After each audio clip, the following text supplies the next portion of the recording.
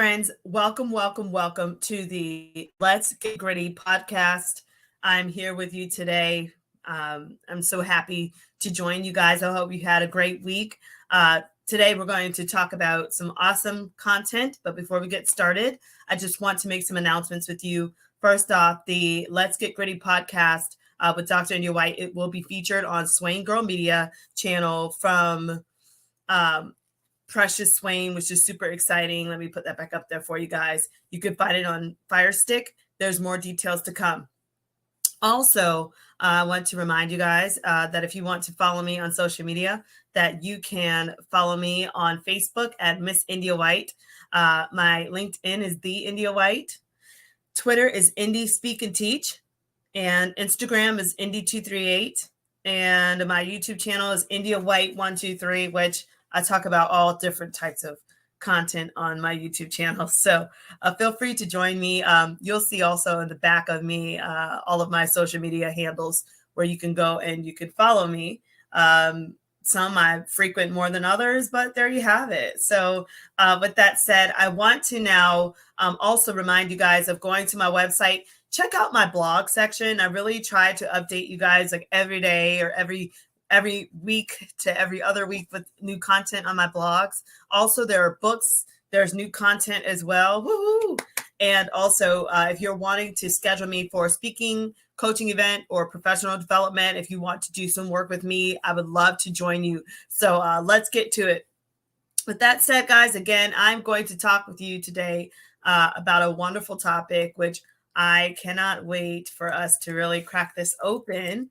And this topic today is going to be harnessing grit. Now, how do you harness grit? I talked about grit during the TED Talk that I was honored to be a part of in TEDx Ocala with that wonderful tribe of leaders. But the one question I continue to get nationwide is, okay, well, how do you harness grit? I mean, I understand I have grit, but how do I harness grit? So with that said, I'm going to talk about just talk from the heart about what that means. But not only that, also with what people have said, what other experts have said about grit, especially for those that are in education or you're a business leader and you're trying to see how do you harness grit in those that you're working with, or you're in education, how do you harness grit in students? How do you harness grit in other teachers? If you're a principal, superintendent, or a leader. So with that said, let's get to it. So we know Dr. Angela Duckworth, we're going to give her as much honor as possible. She said that grit is the passion and perseverance needed to obtain long-term goals. Dr. Angela Duckworth is a professor at the University of Pennsylvania. She does work nationwide, and she is very credible and is known for this work. So I also kind of wanted to just kind of champion on what she said and kind of piggyback on what she said. I also believe it's when you're able to push obstacles to the side to achieve beyond your greatest desire. And the reason why I'm saying this is because when you're trying to obtain a goal, a long-term goal, hurdles come up, obstacles come up. And as a result, you can find yourself being very frustrated and coming short of obtaining your goal if you don't harness grit. For instance, if it's a student in school, if that student doesn't understand that they have a specific deadline to study for an exam, they're not going to do as well. Or if that student has not prioritized their studies and their academics over playtime, over Snapchat, over TikTok, over social media, over YouTube, whatever they're doing, and they spend most of their time outside of really being a studious learner, they might not make the cut. Hence, failing the course, not graduating, repeating the course, not getting into that school, the different things like that. So various obstacles can really kind of come into play here. So it's imperative that we help them. And if you have someone that is working with you on your team and they don't understand how to harness their grit, they can push deadlines to the side for so long until finally they're either missing the cut and they're causing everybody else to miss deadlines. And it just kind of makes everything kind of slow down, which is definitely not good for the business. So with that said, how do you harness grit? Well, to me, grit is a feeling that you get in a workout session, for instance, that lets you know that you have to remain resilient. So when you're trying to harness grit, think of yourself on a treadmill. and you're working out and working out, you get down to the 20-minute mark. That's when you really start feeling that cardio. You start feeling the burn. They talk about feel the burn. Okay, ladies, this is the time we're on the treadmill and you're like, okay, I'm starting to make progress. My calories are starting to look like I'm burning up close to 100 calories. Things are looking up for me. And you get that feeling of, I could stop and I could take a break. I could get a sip of water, take 5 minutes, get back on it. Or I can continue to move forward. Now that's harnessing grit. It's when you feel like, oh my word, like the pressure's real. I feel the burn. I want to quit. And there's this measurement where you say, I can quit and justify it, or I can continue to harness grit, build up my grit to meet the 30-minute mark on an hour workout or whatever it is that you've set your mind up for. So with that said, that's what it is. It's a measurement that you have within you during a time when you're able to give up, but you decide to harness grit, build your grit when you want to quit so that you can persist and continue to obtain your goal. So with that said, I went digging and I found some really amazing people that spoke about grit. And one of them was, I know I saw Sydney Morning. It was an article, a journal article. They spoke about grit. They quoted Duckworth right here where she says that grit is when you view setbacks as a part of the growth process and as they help you to reframe how you view stumbling blocks in a general sense. Duckworth talked about even performers practice they practice at their craft and they still make a lot of mistakes. So it's even with that, that's adding on to it. Not only is it not giving up when you want to, it's when you've made a mistake in the process of obtaining a goal, like Duckworth is saying here, and you decide to get back up again and to keep going. That is harnessing grit. That is picking it up. That is building upon it so that you can become, successful at obtaining your goal.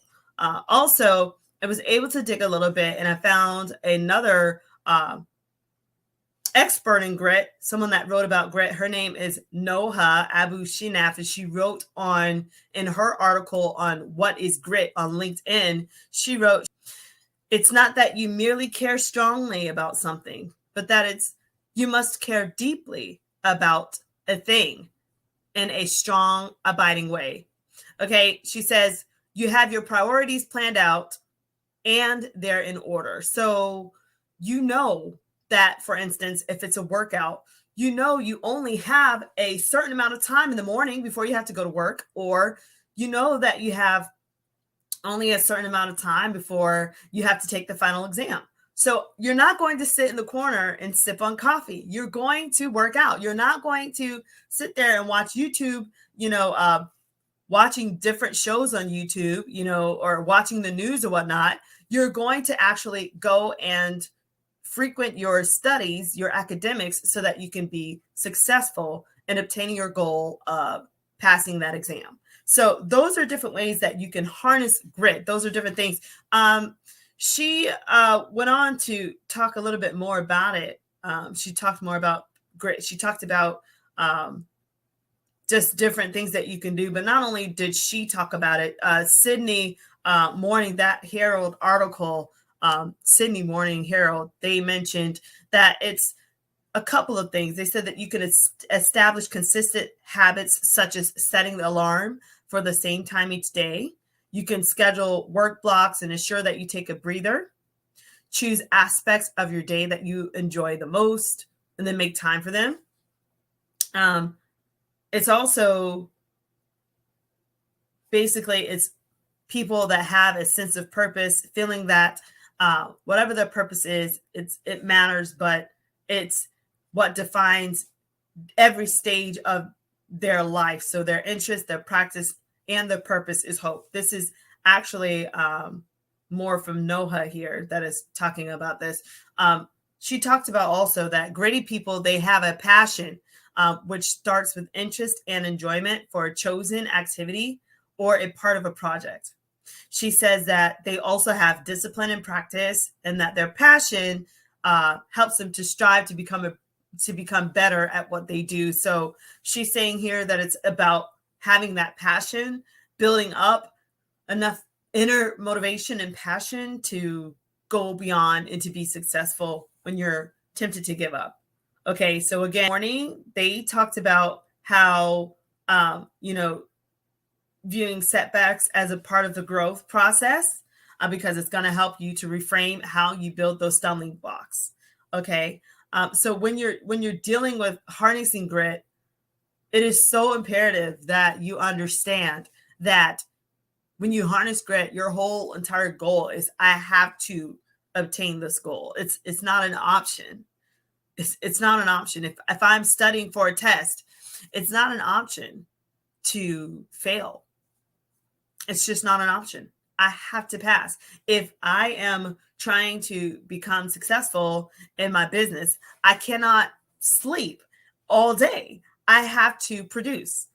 If I am trying to become that wonderful employee, I need to please my boss and let them know that I am a team player and that I am an asset, not a liability. So, and if I'm working out and now this one here, if I'm working out, I really have to challenge myself. Like, for instance, I personally, I have a goal, a weight goal that I set, right? And I tell myself, I must weigh this amount, no excuses. I have it plastered on my wall so that I know what my goal is. I'm not just working out as just something to do to waste time. There is definitely a goal that I must obtain. And until I obtain that goal, I'm not satisfied. I have to keep working out. There's times when I'm tempted to indulge in a triple chocolate fudge chocolate cake with mousse and all this other stuff, whipped cream, strawberry with chocolate glaze or strawberry glaze, whatever. But instead, I'm going to eat veggie sticks or a carrot. When I see a virgin strawberry daiquiri, I would love to indulge in that, but instead I'm going to love that cup of water, that bottle of water, and I'm going to harness grit by choosing to work out and choosing to indulge in the things that I love, the things that I'm passionate about that are not going to help me obtain my goal. I have to pause those or even completely get rid of those things if they are detrimental to my goal. Of course, making sure that those things aren't harming me and at the same time. So with that said, that is one way that I kind of see harnessing grit, really activating grit so that we can become successful. Now, for educators, when you're trying to get a child to harness the grit, this is definitely imperative when you are dealing with a child that is dealing with either mathematical discourse or they're dealing with discourse in another subject area. And this child is trying to figure out, how do I progress through this problem? And I'm 60% through the problem, and I want to just take my pencil, throw it up in the air and say, I'm done. How do you help that child to continue to harness the grit? Well, you have to definitely be someone that child can trust, where you're being a cheerleader to that child and letting them know, hey, you've got this, continue to persevere. You're almost there. Don't give up. Where are you now? Yes, I like your thinking process. Keep moving forward. So you're letting that child know that they're doing great. And when they're like, this is just so much, it's so tough, I'm tired, then you say, you know what? I understand how you feel, but you are doing a fabulous job. Don't allow them to focus on the struggle. Allow them to focus on the end goal. Allow them to focus on what they have their mind set to, why they have to persist. So you can say, you're doing great. Listen, you've only got 3 more weeks and then you're going to progress to the next grade. You're going to graduate. You've got a couple more of these, and then you're going to do fabulous on that exam. You got a couple more of these. If you're an employer, you're doing a fabulous job in this content here. And I see that if you continue, you've got, this promotion, or you've got this bonus, or you've got this opportunity, or, I just see you thriving. I see you growing through this. You are kind of honing in on your craft and you're becoming an expert with what you're contributing to the company. So it's all in how we package these things to those that are trying to harness grit, so that they understand that their work effort is not in vain, and that you completely support them. And as you convince these people that their building up of the grit is worth the effort, they will continue. So that is another key. You have to convince somebody that when they are harnessing grit, that the grit that they have chosen to harness, it is worth it. You've got to create a buy-in for students, especially in the classroom. When you're dealing with education and you're dealing with students, you have to create a buy-in to let a student know, is it worth me harnessing grit to obtain this goal? Is it really a goal of mine, or is it a goal of yours? So you have to first convince that student. That's through relationship building. That's through finding out what that student wants. Okay. And then, of course, convincing that child that this is the best fit plan for them, that they have to harness grit so that they can become successful. So students might say to you all the time, why do I need to do this class? I don't need to take I'm not taking this. I'm not majoring in math in college. I'm not majoring in English in college. Why do I have to do this? So that is when you have to find out, you have to get to know your student. Do they want to be an engineer? Do they want to be a music producer? Do they want to be an athlete? Do they want to be an entrepreneur? Do they want to be a lawyer? What is the field that your child is interested in pursuing? Find out what that is, and then speak to that child in that particular content when talking about why it's worth them harnessing grit. You have to do this, because when you go off to college to become that businessman, so many of the skill traits that you're going to need is going to involve being able to persist through some of the math problems and some of the business problems that will come across your desk. Oh, well, this is imperative for you as a lawyer, because, as you learn how to persist and you have great studying skills and you know how to continue to persevere all the way, to the end of, this course, that's going to help you to build the same skill set when you persist through some of your courses in law school. So how are you packaging this to students? If we walk around with a coffee mug in our hand, or a cup from some store, and we're sipping on it and walking around the room, lollygagging with our kids, and they're saying, why do I need to do this? And we just sip away, and we say, because I said so. Or because we're at the computer and we're texting away, and then we say, just do it. That is not going to help students to harness grit. Students will lose 90% of their motivation, because they'll feel like, they don't even care. So why do I need to care? I'm sitting here sweating away, trying to understand why I need to do this, why I need this for my life, because it's not making sense. It does not connect. And you're over there walking around with coffee or walking around with your tea, whatever, and you're telling me just do it because I said so, or do it just because, and I don't have a hook.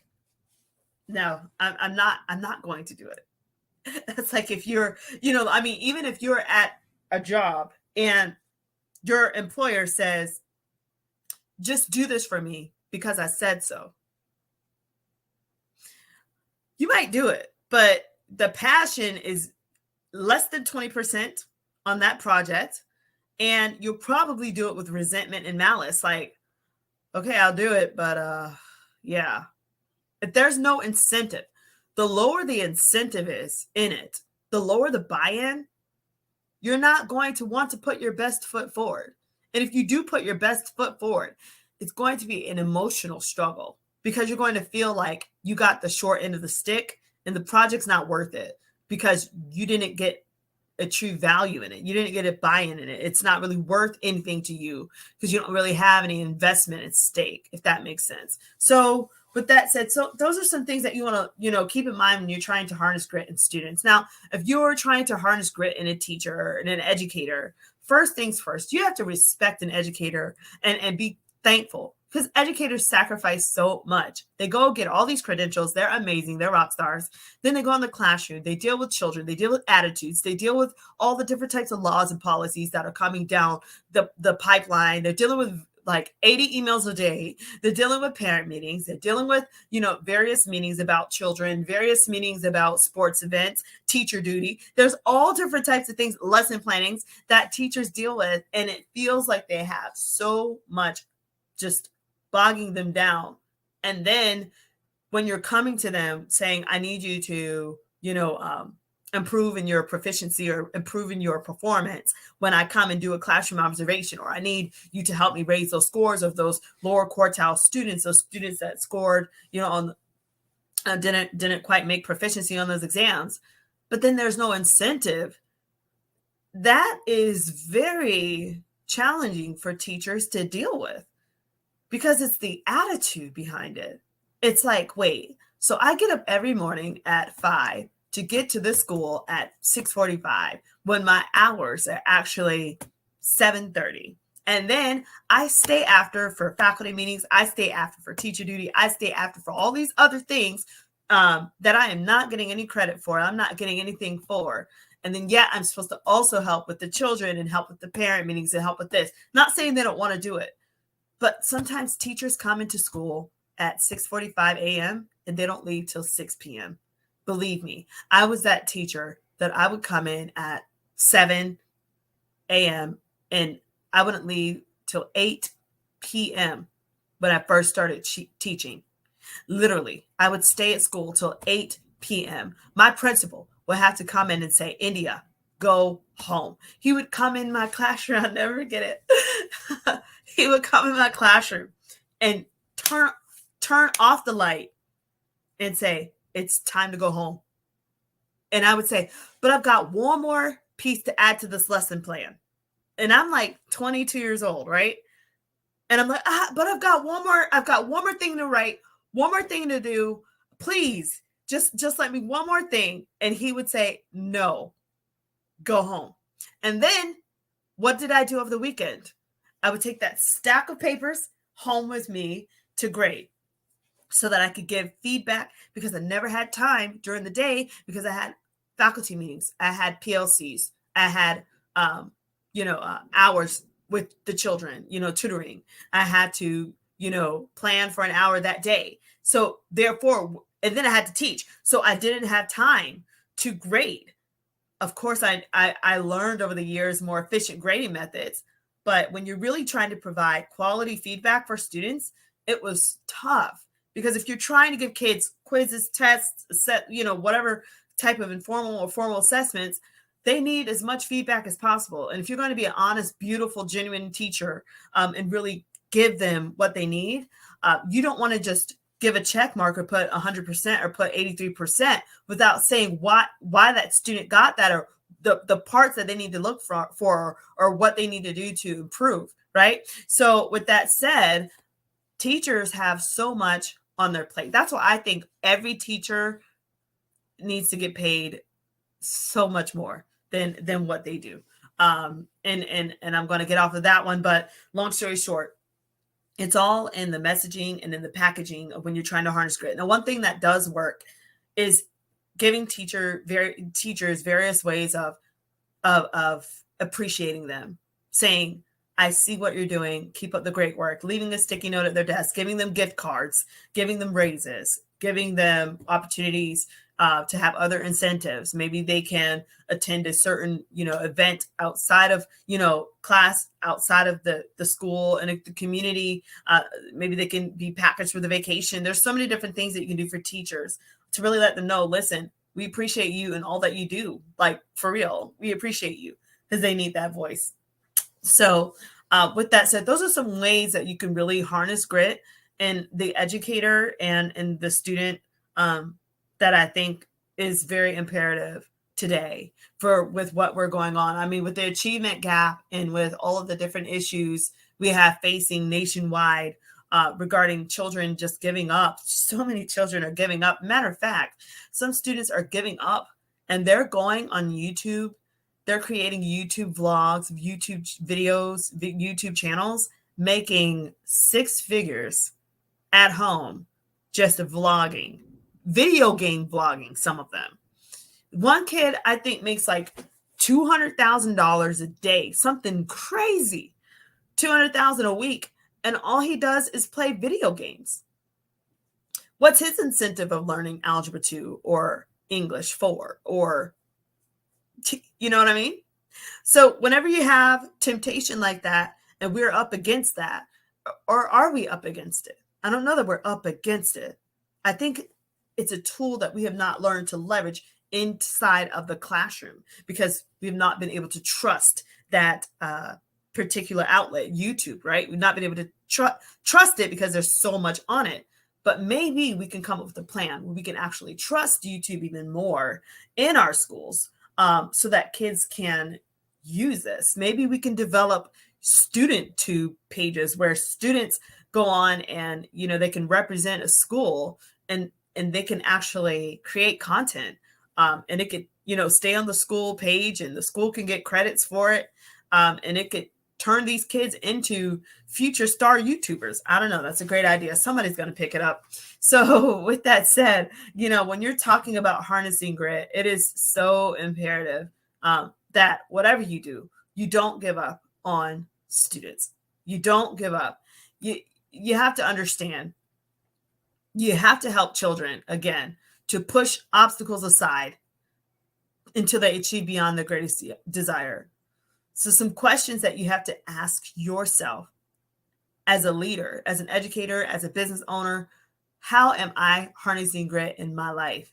Sit down and have a moment of reflection. Sometimes, you know, we get so used to the mundane, just the everyday, right? That we don't make time for our own destiny. Why are you on the earth? Why do you need to harness grit? That's another reason why. So many people, listen, I've been guilty of this. You'll see someone over here doing their life's destiny, doing a fabulous job of their life's destiny. But then you're stuck thinking, wait, what am I supposed to do? Like, who am I? Why was I created? I had to get quiet with India, right? And I had to figure out, why was India created? Once I figured out what my purpose was on the earth, why I was established, okay, on that Wednesday morning in June, why was I established? Once I figured that out, I was able to say, okay, now I know what my purpose is. I'm here to really help pay it forward. I'm really here to help people. I have a message to tell. I am an expert. I am a master teacher at grit, at mathematics, other areas. And I figured out why I went through all the things I went through growing up and how to now use that information to help teachers. I'm not standing, and not only teachers, administrators, principals, superintendents, professors. I figured out my destiny because I had to get quiet. I had to harness enough grit. I had to care about myself and my destiny enough to say, what was it? Why was I put on the earth? Why was I put on the earth? And what is my purpose? And how do I activate that purpose in a way that could serve people in the best fit manner? So with that said, it's the same thing when you're trying to harness grit in an individual. Why do they need to harness grit? Why do they need to be passionate about this? If they're already passionate, awesome. How can you take that passion and expand it, stretch it, make it elastic like a rubber band so that they don't give up? Let them continue to stretch it so that they can obtain that goal. The thing about harnessing grit is you can't let it go. You have to keep moving forward. And once you get that message, you won't fail because you figure out the system that works for you, your life, your team, and that is all that you'll need. And guess what? It's all within. You don't have to look outside. Listen, you can become motivated by looking at other people, right? You can become motivated. But at the end of the day, there's only so much motivation you can get at looking at another star. You have to begin to cultivate the light within yourself. You have to begin to shine bright within yourself. And that comes when you understand your destiny. You understand why you were put on this earth. That is how you're able to harness grit. When you understand that, you'll focus on developing you on the inside so that you can pay it forward and be a beautiful light and shine for others. You won't have to steal from others. You won't have to rip others off. You won't have to feel that you're better than others because the way you've been packaged. You won't have to feel that you have to take from others because, their light is shining brighter than you think yours is shining, or they're more marketable than you, or they have more to offer than you. You don't have to take from them because you would have harnessed your own grit. So you already know what you're working with. So with that said, those are some things that you should definitely keep in mind is how do I develop grit within myself so that I don't have to feel like I have to take from another person or do some type of negative transaction to make me rise. Because honestly, I do believe in energy and karma and all the other stuff, right? I do believe that what you put in the universe, you will get back. You will get back. Whether in this lifetime or in the lifetime to come, it's coming back for you, honey, right? So with that said, I'm very careful. I try to be very careful as to what I put out. And hence, that makes me a very passionate individual, very loving, but very open. And I get that, right? But I say that, okay, that's just a side note, but I say that because I was thinking about this today. And when you're trying to harness grit and you're trying to figure out what makes me keep going, what's going to make me accomplish that goal, it should not result in you being either jealous of someone or competing with someone. That is not a good source of energy. It should be because you found your purpose and you need to expand that purpose in a way that will benefit you and others without harming anyone so that you can go on and be great. They can go on and be great. Everybody benefits. And that purpose that you were destined to fulfill will come to pass. And I'm just saying that, and I'll leave that there. But with that said, guys, I'm so excited that you came on here to talk to me today, talk with me today about harnessing grit. And so with that said, be on the lookout. I do have some great content that I just released on my website that you'll be able to find. And it's going to include different things. I have grit workbooks for everyone that were tailored from just different things that influenced me, including my work, my research work, also my talk and other things. So go to www.india-white.com. You'll find so many great things within this grit workbook. I have an entire grit curriculum that I have come out with that has been launched, and I'm super excited. It is I'm thankful to God for the idea. I'm thankful to God for the resource, and I'm willing to partner with you to provide professional development for you, grit trainings for you, where I can come to your school district, come to your business, and talk about grit. So if you're interested in that, feel free to visit my website and leave a message for me with one of the service forms, or you can email me. I will show my email. Oh, my email is actually going below in the banner. I forgot. Go Gators. So there's my email there. So you can email me at india.white.123@gmail.com. So with that said, guys, I'm super excited about just being able to share this content with you. I hope you've learned something regarding harnessing grit. I hope that you're able to use this content and to help people. But, if you take anything from me, when you're harnessing grit, that passion, why are you passionate about that goal? Check your intentions. Check your energy. Check your attitude. If it's derived from jealousies, envies, vengeance, competition, resentment, malice, spite, it's not good energy. And I don't know where that's going to lead you to. And it might open up a door that you'll regret, or it might backfire to where you'll say, oh my God, I did all this, but in the end, I wind up getting egg in the face. In the end, I wind up getting hurt even more. So check your intention.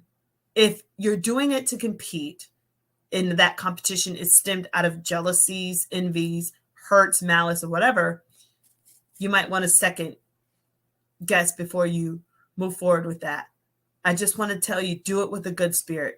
Do it with a good heart, because it'll pay off if you do it with the right spirit. And if you don't try to seek vengeance and you just do it because that's what you're called to do, or that lines up with your destiny, you will go far. And I wish you the best on that. So with that said, thanks so much for joining me today on this podcast. Again, the Let's Get Gritty podcast with Dr. India White. It will be featured on Swain Girl Media Channel. Thanks, Swain, our precious, for that. And on Fire Stick, also on all the Apple stuff as well, which, guys, listen, I just crossed over with Apple and iPhone and stuff, so I'm a little slow. So thanks for your patience.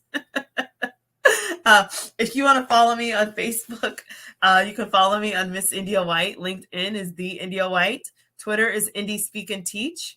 Instagram is Indie238. And YouTube is India White 123. And if you want to be featured on my show, please email me a photo and bio at india.white.123@gmail.com. Again, check out my website. A couple of you have already been doing that. Thank you. My schedule is starting to fill up, so you better get on me if you're wanting some summer professional development, some professional development in the fall for your school district, for your university on grit or on equity or on socio-emotional learning or some other things, and we can make it happen. So reach out to me. www.india-white.com. You'll be able to see my brand new workbooks. You'll be able to see the blogs, and you'll be able to schedule me for an event. With that said, guys, thanks so much for joining me. And I hope that you really enjoyed this show today. And until next time, take care.